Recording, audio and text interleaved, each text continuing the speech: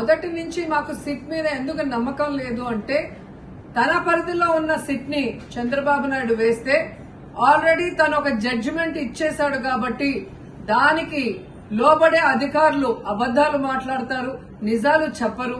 ఎందుకంటే ఈరోజు సిట్ లో వేసిన అధికారి అడిషనల్ డీజీ, ఆయన కన్నా పెద్ద ర్యాంక్ లో ఉన్న టీటీడీ ఈఓ, మరి ఐఏఎస్ ఆఫీసరు మొదట మాట్లాడిన స్టేట్మెంట్ కి చంద్రబాబు నాయుడు గారు అబద్దం చెప్పిన స్టేట్మెంట్ తర్వాత మాట్లాడిన దానికి తేడా చూస్తేనే ఈ సిట్ అనేది సిట్ అండ్ స్టాండ్ కి తప్ప దేనికి పనికిరాదనేది అర్థమైంది.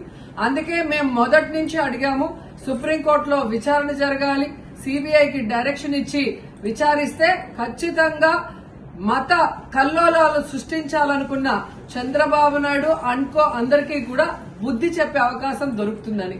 సో ఈ రోజు విచారణ స్టార్ట్ అయింది. దీన్ని సిబిఐకి సిట్టింగ్ జడ్జి పర్యవేక్షణలో మరి విచారణ జరిగితే ఖచ్చితంగా హిందువుల మనోభిప్రాయాల్ని గౌరవించిన వాళ్ళమవుతాం, పునరుద్ధరించిన వాళ్ళమవుతాం. లేకపోతే చంద్రబాబు నాయుడు వేసిన ఈ నింద పవిత్రమైన లడ్డూని తినాలా వద్దా, దీంట్లో కలిసిందా లేదా అన్న అనుమానంతోనే భక్తులందరూ కూడా ఈరోజు లడ్డూ తినకుండా వెళ్లిపోతుంటే ఒక తిరుపతి అమ్మాయిగా చాలా బాధేస్తుంది.